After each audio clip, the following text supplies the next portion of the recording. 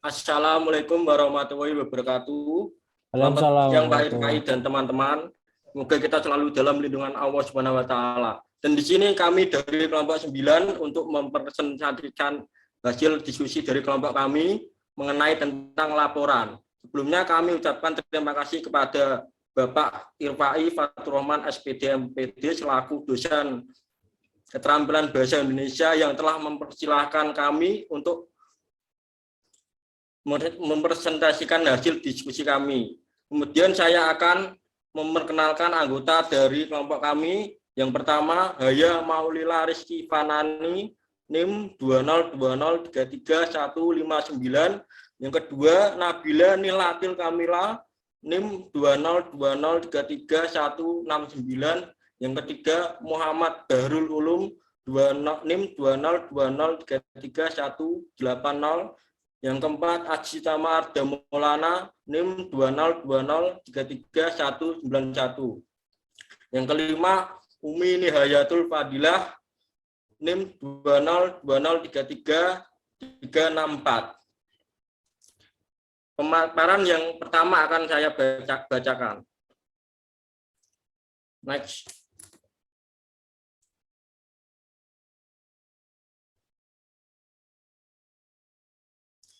Definisi laporan. Menurut Kamus Besar Bahasa Indonesia, laporan adalah segala sesuatu yang dilaporkan. Adapun Keraf menyatakan laporan adalah suatu cara berkomunikasi untuk menyampaikan informasi kepada seseorang atau suatu badan karena tanggung jawab yang dibebankan kepadanya. Jadi dapat didefinisikan laporan adalah bentuk berkomunikasi secara lisan maupun tulis dari seseorang atau kelompok orang untuk menyampaikan informasi kepada orang lain atau suatu badan atau disebut institusi yang berkaitan dengan tanggung jawab atau tugas yang diberikan atau dibebankan kepadanya. Nah, pemberi laporan yaitu dapat berupa perseorangan, kelompok, badan, atau institusi yang ditugaskan untuk melaksanakan suatu kegiatan atau aktivitas tertentu untuk disampaikan kepada pihak yang bersangkutan. Misalnya, seorang mahasiswa ditugaskan oleh dosennya untuk melakukan observasi yang dibebankan kepadanya. Pemerintahan desa setiap bulan atau tiap tahun menyusun laporan untuk dilaporkan kepada pemerintahan kecamatan. Kemudian dinas pemerintahan tingkat kecamatan setiap tahun membuat laporan secara tertulis kepada dinas pemerintah tingkat kabupaten. Yang kedua, penerima laporan, yaitu penerima laporan yang berbeda-beda mengakibatkan laporan yang disusun oleh pemberi laporan juga berbeda dalam hal gaya, isi, dan tujuan laporan disesuaikan dengan karakteristik bentuk laporan yang dikehendaki oleh penerima laporan. Next.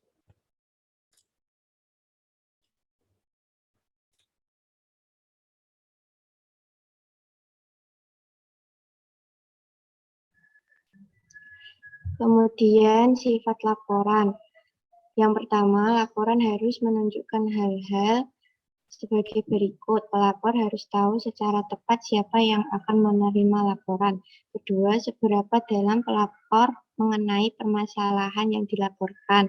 Ketiga, pelapor harus bisa menyusun laporan yang disesuaikan dengan tingkat kesibukan penerima laporan.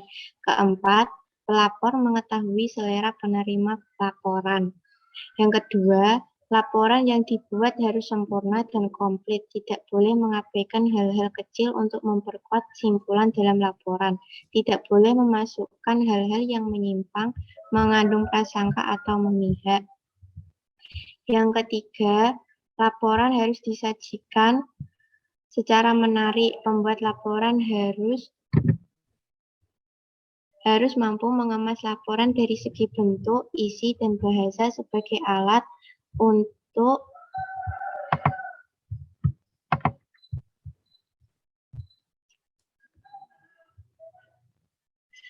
ditindaklanjuti penerima laporan. Next.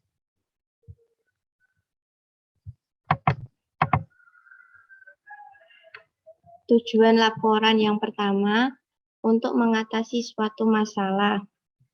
Yang kedua, untuk mengambil suatu keputusan yang efektif. Ketiga, untuk mengetahui kemajuan dan perkembangan suatu masalah. Yang keempat, untuk mengadakan pengawasan dan perbaikan teknik-teknik baru. Yang kelima, untuk menentukan langkah-langkah atau tindak lanjut yang tepat terhadap penyelesaian suatu laporan. Tujuan laporan ditentukan oleh penerima laporan dan berada di tangan pembuat atau pemberi laporan. Next.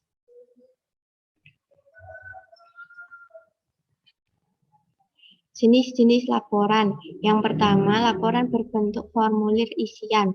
Pembuat laporan tidak perlu membuat format laporan sendiri, tetapi cukup mengisi formulir laporan yang telah disiapkan. Kemudian diserahkan kepada penerima laporan, bersifat rutin dan berbentuk angka-angka. Kedua, laporan berbentuk surat. Mengikuti gaya penulisan yang berlaku dalam surat berbentuk lurus penuh atau full block style, atau bentuk takuk, indented style, dimanfaatkan untuk menyampaikan berbagai macam ragam topik laporan. Yang ketiga, laporan berbentuk memorandum, berkaitan dengan laporan singkat dalam bagian-bagian suatu organisasi atau antara atasan dengan bawahan dalam suatu hubungan kerja yang bersifat formal. Yang keempat, laporan perkembangan dan laporan keadaan. Untuk mengidentifikasi laporan-laporan yang menyajikan kemajuan yang telah dicapai untuk mencapai suatu tujuan yang umum. Sedangkan laporan keadaan menekankan pada kondisi yang ada sebagai akibat kejadian yang telah dicapai sampai dengan saat laporan yang bersangkutan dibuat. Laporan perkembangan menyampaikan perkembangan perubahan atau tahapan mana yang telah dicapai dalam usaha untuk mencapai tujuan atau sasaran yang telah ditentukan. Sedangkan laporan keadaan digunakan untuk laporan-laporan yang menyangkut suatu proyek yang akan diselesaikan. Next. 5. Laporan berkala atau laporan periodik. Disusun dalam jangka waktu tertentu dengan bentuk formulir-formulir isian atau menjadi bentuk yang lengkap dan kompleks berupa laporan tahunan.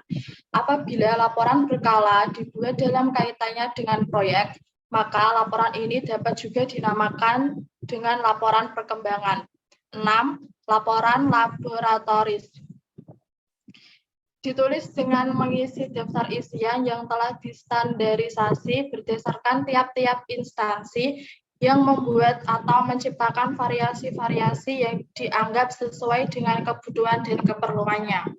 Namun, masih mencakup hal-hal pokok yang berlaku dalam suatu kerangka laporan laboratoris. Di antaranya, 1. Halaman judul, 2. Objek atau tujuan, 3. Teori yang diterapkan, 4. Metode, yakni prosedur yang ditempuh atau diterapkan.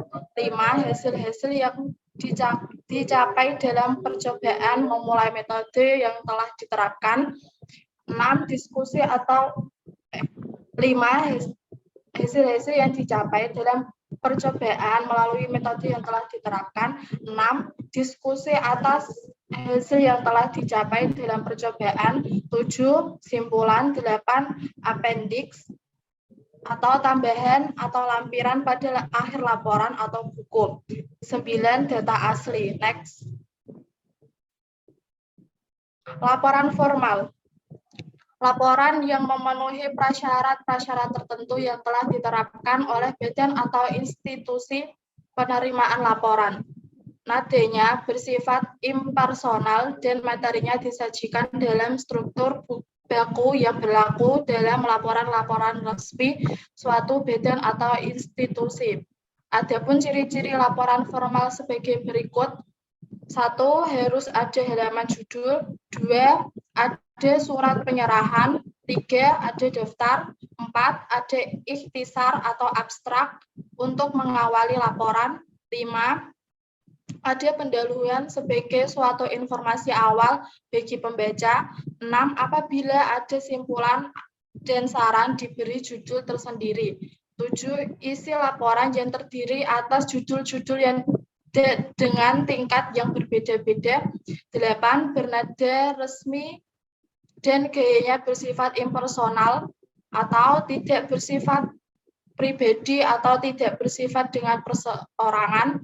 9. Dapat dilengkapi dengan tabel-tabel dan angka-angka, baik yang terintegrasi dalam teks laporan atau dilampirkan dalam satu bagian tersendiri. 10 pada umumnya didokumentasi secara khusus. Next. Struktur laporan formal. 1. Halaman judul.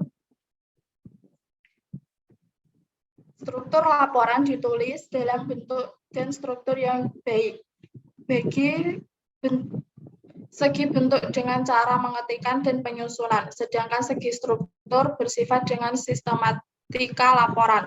Adapun struktur laporan formal meliputi unsur-unsur berikut ini. Yang pertama, halaman judul atau titel suatu laporan memuat 1 pokok atau topik laporan, 2 orang, badan, atau institusi yang akan menerima laporan, 3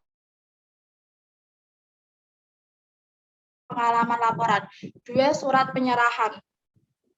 Berfungsi menggantikan kedudukan simpulan atau ikhtisar, memuat ruang lingkup dan batas-batas masalah yang dilaporkan, di mana dan bagaimana cara memperoleh informasi dalam laporan, bagaimana laporan ditulis, dan membuat nama dan tanda tangan penulis laporan. 3. Daftar isi, memuat rekapitulasi dari semua judul yang ada dalam laporan, memudahkan pembaca atau penerima laporan mengenal struktur laporan. Next.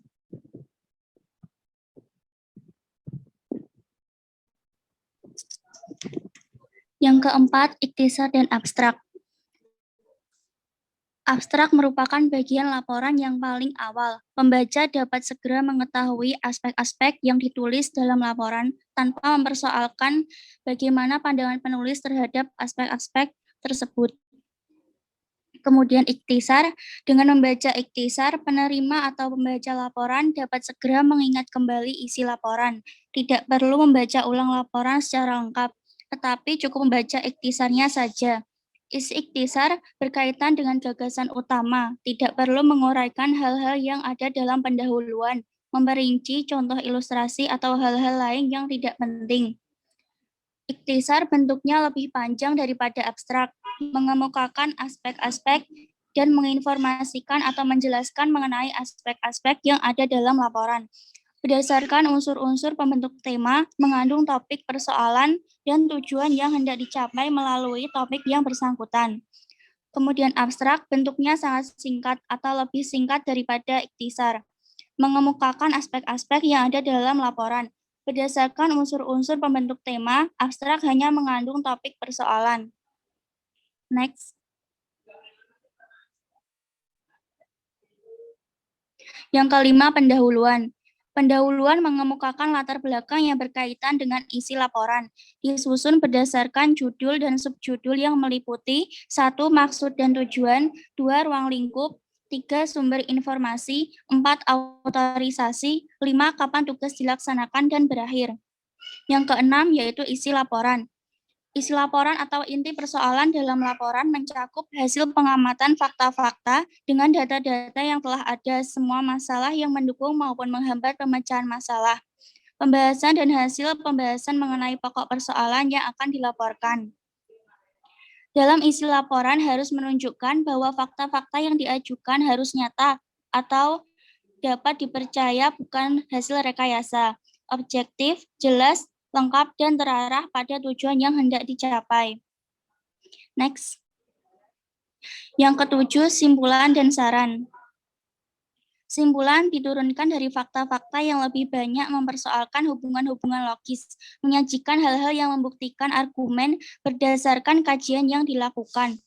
Saran menyajikan langkah-langkah yang dapat diambil agar masalah yang bersangkutan dapat diatasi dengan sebaik-baiknya. Banyak dipengaruhi oleh sentuhan emosional pembuat laporan. Yang kedelapan, bagian pelengkap. Bagian pelengkap berupa lampiran-lampiran atau appendix, seperti surat perintah atau surat tugas, foto-foto, dan peta. Jika laporan berkaitan dengan analisis ilmiah yang menggunakan bahan-bahan pustaka, maka wajib diberi lampiran daftar pustaka atau bibliografi. Next.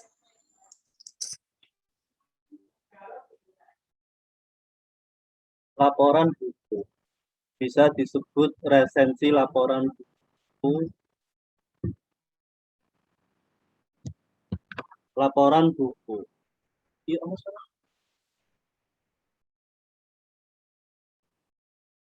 laporan buku bisa disebut resensi laporan buku adalah laporan yang menjelaskan tentang baik atau buruknya sebuah buku, namun tidak bersifat menghakimi seperti kritik.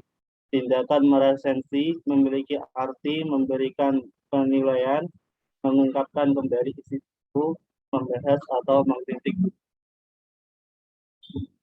Resensi termasuk karangan yang bersifat faktual, informatif, dan terdalam rumpun ulasan, bertujuan untuk menyampaikan informasi yang komprehensif kepada pembaca apakah sebuah buku atau hasil karya mempunyai nilai-nilai kebermanfaatan yang berguna bagi pembaca atau masyarakat.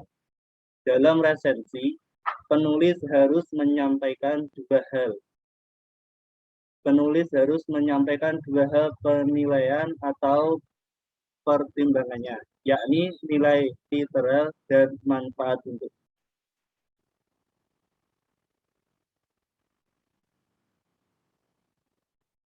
Jenis-jenis laporan buku. Berdasarkan isi resensinya, digolongkan menjadi 3. 1. Resensi informatif, hanya berisi informasi tentang hal-hal yang penting dari suatu buku. 2. Resensi evaluatif, lebih banyak menyajikan penilaian resensi tentang isi buku atau hal-hal yang berkaitan dengan buku. 3. Resensi informatif evaluatif, menyajikan semacam ringkasan buku atau hal-hal penting yang ada di buku. Juga menyajikan penilaian resensi tentang isi buku. Resensi jenis ketiga ini dapat dikatakan paling ideal karena bisa memberikan laporan dan pertimbangan secara memadai. Sistematika laporan buku. Bentuk laporan buku tidak harus mengikuti persyaratan laporan formal dan berbeda dengan bentuk laporan-laporan yang lain. Sistematika laporan buku meliputi 1. Tema atau judul karya yang resensi. 2. Nama pengarang, judul karya, penerbit, jumlah bab dan jumlah halaman.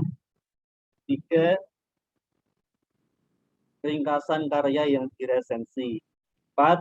Kualitas karya yang diresensi dan kekuatan kelemahannya serta perbedaannya dengan karya sejenis yang sudah ada. 5.